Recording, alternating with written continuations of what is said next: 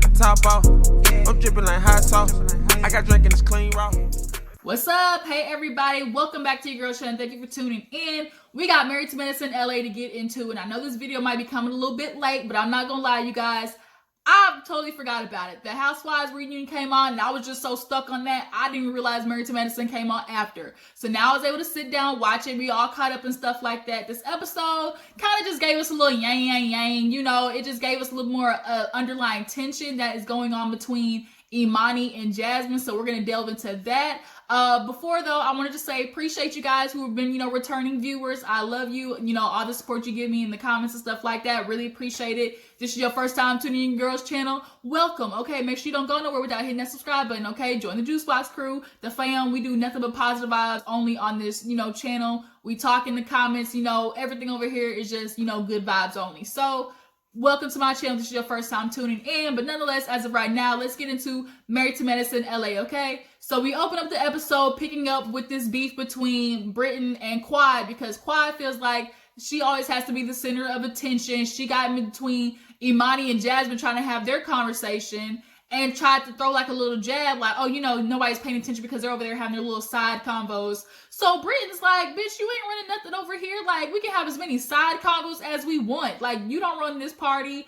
Quad just has this superiority complex I do not like. And I don't like when she puts on that real, like, eloquent, trying to be eloquent tone where she's pronunciating her words just so strongly. I don't like it. But Imani and Jazz were just getting annoyed with the beef, so they actually end up going to talk separately. So basically the gist of the conversation was, look, what happened? And Imani explained, you know, she don't trust people like that. She's an only child. She's a loner. You know, Jazz is like, you're just so hard. And she's like, I am. You know, I have issues from my childhood. So the first sign of trouble, like, I'm gone. And Jazmin, you know, heard it. She respected it. And right in the midst of them getting somewhere, here come Heavenly, old messy ass, talking, like, trying to get in the whole juice. Like, girl, you don't know the flavor of the Kool-Aid, so why are you trying to sip it? Heavenly, back your big ass, burly ass up, okay? So they're sitting there, you know, just trying to tell each other, look, we're just gonna, you know, try to move on, you know, get to know each other. Imani, I think deep down still doesn't really respect Jazmin like that, but she's just willing to, like, you know, give her a hug at this moment. So they actually stand up, give each other a good hug. They cheers. The Brit and all the other girls come walking over. Luckily, they were able to finish the conversation before everybody walked over there, because had they not, it probably would have went straight left again. So they start kicking everybody out. Heavenly's like, all right, bitches, y'all gotta go. Like, I'm tired. I want to go to sleep. So everybody's saying bye. The house, the party, everything was really good. So then we move on to Shanique. Shanique, you know, is basically doing the typical working mom routine. Works her kids up, they're going to school. She got a husband that she got to, you know, take care of too. Basically, when wives have husbands, they just another big ass kid they got to take care of. So, you know, she's getting her son ready for school. You know, her husband ain't really doing nothing. He just sitting there. She running rampant. He talking about, I want breakfast too. She trying to cook for the kids and he trying to get his eggs in. Nigga, you got 2 arms and 2 legs. Why you can't walk down there and scramble your own motherfucking eggs, okay? So, she's getting everybody ready. You know, they go downstairs and she's just ripping and running, and she's deciding she wants to get into real estate, and she is a property manager at the moment. So she's just wanting to get into a career for herself, because, you know, even her husband admitted she was doing a lot when he was doing his residency. Everybody knows when you are on the path to becoming a doctor, your residency is when you are the most broke and most people build up the most debt. You're not making a lot of money and stuff like that. So, you know, to become a doctor is a struggle, and she held him down, you know, picking up a full-time job, you know, take care of the kids at the same time. And he's understanding like, dang, babe, you did it all. But, you know, you can show a little more appreciation by helping with the kids in the morning. That's what you can do. I think you can only go but so far. So he down there eating the eggs and sausage and stuff, and she come back, give him a kiss, and then heads out. And it was a cute little conversation in the car that she had with her kids. You know, like, mommy wants to do this. And her daughter was like, you know, mom, I ain't trying to be negative, but what's going to happen when this shit fail, basically? The daughter was straight to the point, like, mom, you got a plan B? And the son was like, I don't think this is going to work. I don't like it. I don't think you should do it. But, you know, Shanique is very persistent and wanting to do this career. And I'm not going to knock her, girl. You go out there and get your career, because, it's better to have on your own, like make your own hustle and stuff like that. So then we see Kendra. We get a little bit more into Kendra's backstory. We see how her and her husband met. I think his name is Harabit, something like that. Some weird name. It's really weird. But he's a little Asian dude. I didn't know she was mixed with a little Venezuelan. She's a little, mixture of something of some sort. So they both met while they were doing their, medical stuff, and they were basically friends for a long time, and he just kind of slowly worked his way into them pants. He was cock blocking everybody else who was trying to come her way. And he was like, bitch, I'm going to get you. I'm going to just slowly wear you down. And he did. And, they married. She said they've been together for 6 years. I guess they're moving into this house. They have this cute little Asian baby chunky thing. He looked like them, the babies that you be seeing on the commercials and stuff. But she's basically saying, like, she told him about what Heavenly said. He ain't concerned about it. But they're going to Britton's birthday party, and this will kind of be their first time really getting out and him meeting Heavenly after, the whole, your husband dick little type conversation.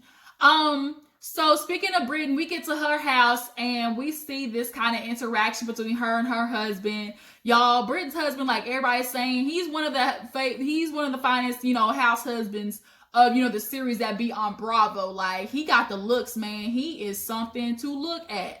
And Britton is keeping him on ice for some reason. She got him sleeping in a whole nother bedroom while her, kids is sleeping on the other side of their bedroom. So obviously there's something going on between them two. It might be revealed, as the season goes on. So Contessa, as Helen say, Contessa shows up and she's, bringing her a gift basket and stuff like that. The kids, super cute. She comes in and they're sitting down to talk, and they're just joking around about, like, oh my God, when we first got together, things were spontaneous and, we were just doing everything. But, now with kids, basically it's maintenance. Basically, they look at each other like, dang, I really need to get one off. Like, you ready to go? Like, let's go in the laundry room real quick, knock this shit out and go to bed. Like, that's kind of what happens during marriage. But it's starting to seem like there's a little bit of punishment going on, and Britton is kind of, low-key using the kids as an excuse for her man not to sleep in the bed with her. So either he said something, they got into an argument that she's still holding on to, or Mac, while she was in LA, did something while he was in Florida in that big-ass 7,000 square foot house that he had all to his lonesome. So, maybe it'll come out, but Contessa's definitely looking at them like, I don't know, like, y'all should be, humping like rabbits because y'all both beautiful people. And you in LA, sis, Britton, LA, they are ruthless. Women be going after men like nobody's business in LA, and they got no sympathy for it. No sympathy for family, no nothing. So, bitch, if you ain't doing it, like they always say, if you ain't doing it, another bitch will. So you might want to be careful. Clean up woman is a woman who, yeah, they exist, Britton, and you don't want to wait for him to get caught up with that cleanup woman, okay? Because they be wifing these hoes now, all right? They be wifing the side chicks. So basically Contessa is, handling everything for Britton's birthday. I guess Mac, that's her husband's name, right? Mac. He has everything prepared. He's basically doing this party as an apology for kind of, being, snooty and complaining about, her moving to LA and stuff like that. Britton kind of made me laugh when she was talking about, oh, kids, what does your mommy eat? I'm trying to figure out, what we can put in her mouth, what she'll swallow. And like, the adults were kind of like, wait a minute, the kids obviously ain't, putting two together because they too young to realize. But they just joking that he like, man, that ain't happening no time soon. Like, what you talking about? Britton, Britton, you need to get on it, okay? I don't know what you waiting on. Like, girl. So they're getting ready. Everybody's getting ready. What happened after that? I think that's actually when the party happens. We see everybody shows up, or no, Matt goes out to the event, checks on everything. It looks good. They got the dance floor popping and stuff like that. So everybody's showing up, and when Toya, Heavenly, and Quad came out, first of all, we're going to talk about Toya's dress. Am I tripping, or did Toya's dress just not look like right for the occasion? Like, it was a good party dress, but the shit looked real like, Rainbow, Forever 21. Toya just really kills me for the type of bougie taste that she has. When it comes to the way she dressed, it always just comes off like bougetto, you know, like really, I'm country bumpkin, you know, hood, but I'm trying to be classy based. Like that's always how Toya's clothes run off to me. Y'all drop down in the comments to let me know. But Heavenly though, Heavenly stepped out and her damn shoes was doing the lean with it, rock with it. Okay, lean with it, rock with it, lean with it, rock. Heavenly's shoes was going click, clink, click, clink, like big ass. Girl, Heavenly, you know you can't put all the weight in that skinny ass heel. Quad's trying to show like, girl, and then she had the bow at that, so I'm sure the bow came untied by the end of the night. Girl, Heavenly, you ever heard of wedges? You ever heard of platforms? They make them thick ass heels too, girl. You need to run before you walk, okay? Walk before you run. I don't know why I got, but yeah, walk before you run, bitch, because you ain't running no time soon with your big ass. But nonetheless, girl, you don't be wearing those shoes to no party if you know you can't walk in them, sis. So everybody's showing up, waiting on Britton, and we see Imani come in looking real nice, and her and Jazmin hug, you know, no problems. She's like, oh, a real hug. She's like, yeah, I'm going to give you a hug. So right there is kind of seeming like, you know, Jazmin is still kind of tiptoeing around Imani. But they all kind of get together and they start, you know, catching up. And, you know, they start asking Imani like, oh, you know, what's going on with you and your husband? She's like, well, you know, he's in Oklahoma. And they're like, Oklahoma? Like, how long he been there? She's like, about 3 months. And everybody's kind of like, what?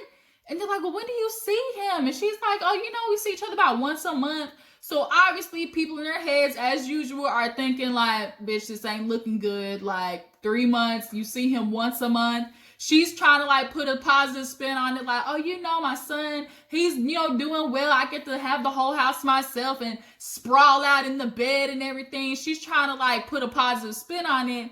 But deep down, Jazmin, Shanique, and the other girls are just kind of thinking like, this ain't looking right. And of course, Jazmin's gonna have something to say because Imani was very, you know, judgmental when it came to her relationship with her husband and obviously the house situation.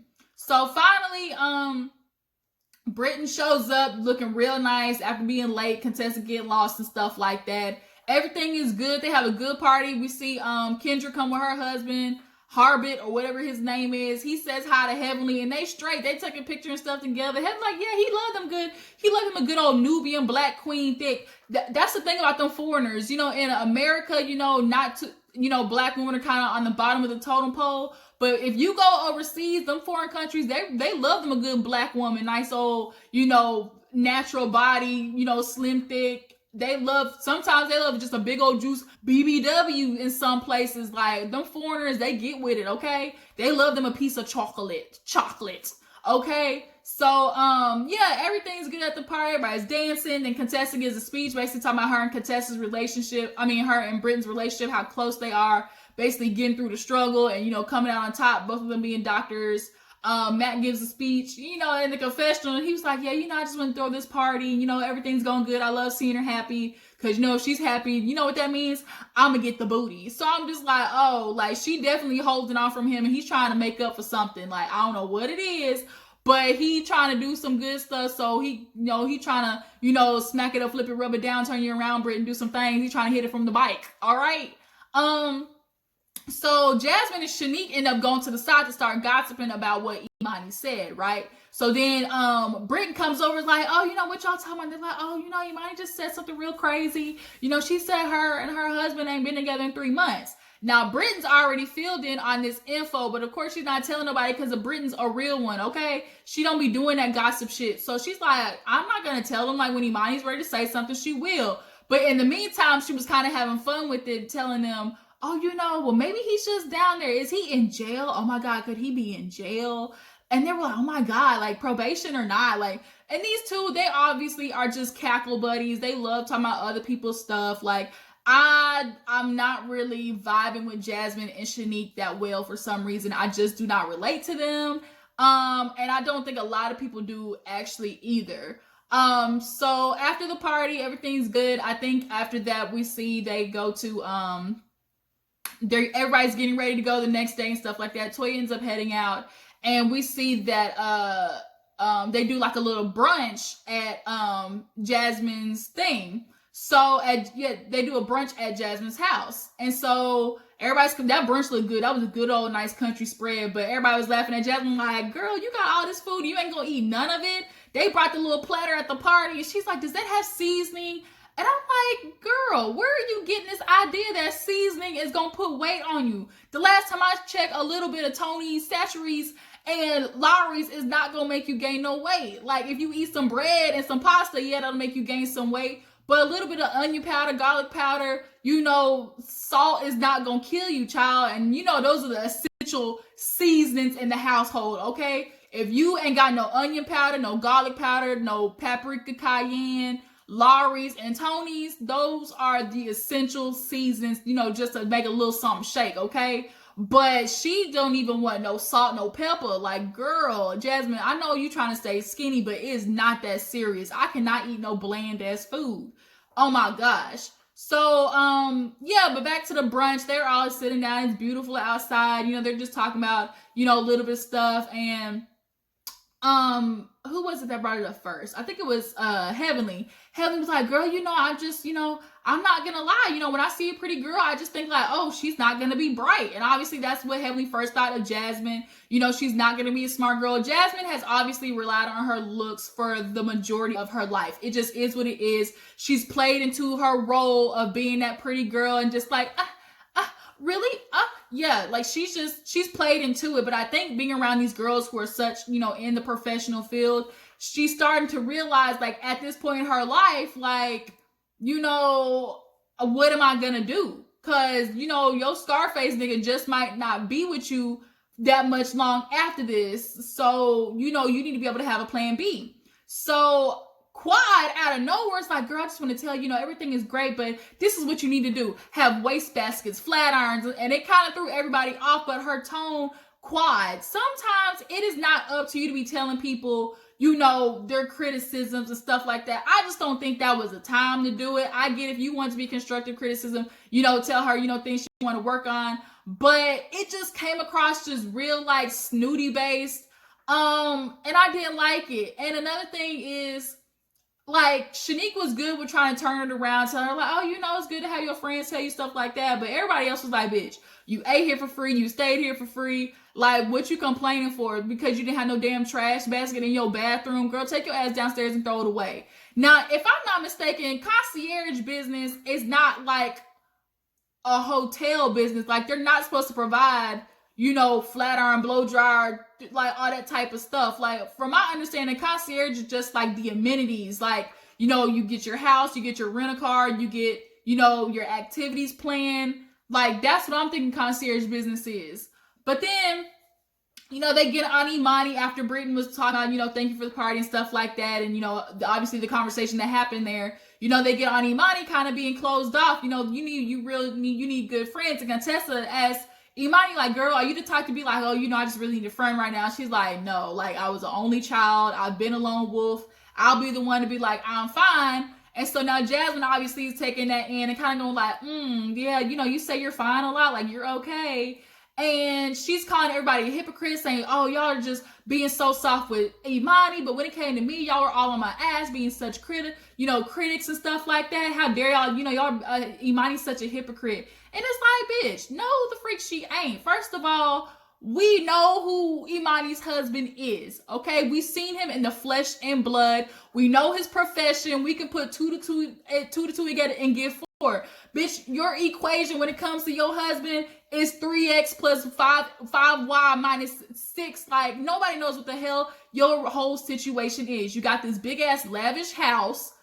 Your husband is nowhere to be seen. At the end of the day, your house does not look really lived in. You got velvet stairs, for God's sake, girl. That is a drug dealer house. It looked like a drug dealer house. She wasn't saying your man was a drug dealer, but bitch, it looked like a house that you can go in the goddamn, basement and see guns, cocaine, and a whole bunch of naked bitches packing stuff in a Ziploc bag. That's what your house looked like. But she's really stuck on this, like, oh my God, she's such a hypocrite, like trying to get on me about my husband.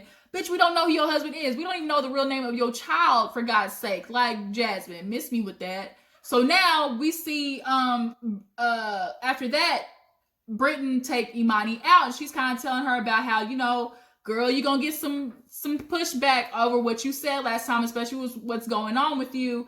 There was a good, moment where Imani, said that she got her, spread in essence, her and her husband did. And it was good to get it separately. That means they're both doing their thing. He is in the cannabis industry now, which is a very good idea. That's super lucrative these days. Oklahoma was a stretch for me. I did not think Oklahoma would be a place to do cannabis, but I think it could work for him.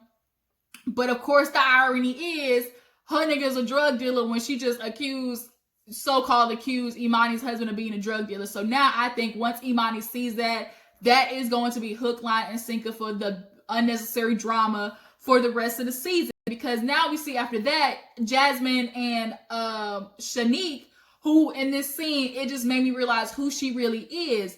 Bitch, you want a problem. They in there, taking shots, getting drunk, and you can tell Shanique is lit, just basically telling, oh my God, Imani's fake. Like, she's so fake, we're gonna call, nobody calls her out. Bitch, Imani ain't the one, okay? That beautiful Nubian princess, I don't even like females, but like, girl, she is beautiful. She is gorgeous. I swear she can give Naomi Campbell a run for her money. But y'all want to sit there and play with Imani, she will read y'all down boots like you don't know what you're talking about. And Jazmin, do not let Shanique influence you into doing something stupid when you just made up with this girl. Why are you creating another problem with her? Oh, we're going to call her about her husband. We're going to call her about all the stuff that she's saying. And it's like, for what? For what? What are you bringing up the mess for, Jazmin? Get your life. And Imani said it best. It's really funny how a whole bunch of bitches that ain't got nothing to do got the most to say. I can't. I really cannot. Especially with Shanique. Get your titties reduced. They're getting on my nerves. They look like you're about to tip over. One good old gust of wind and bitch you on the floor. Jazmin, eat a goddamn burger, okay? And do not start no shit with Imani after you said you were good. Y'all made up. Everything's fine. Like, cut the shit out. But that's where the episode ends. Y'all tell me what you think about Jazmin and Imani, how they feel about, Jazmin and Shanique calling Imani a hypocrite. Is Imani a hypocrite? And what do y'all think is going on between Britton and her husband? Y'all got any ideas of what it possibly could be? Drop it down in the comments to let me know. I appreciate you guys for tuning in. Make sure you like this video, subscribe to my channel, and I'll catch you on the flip side. Deuces.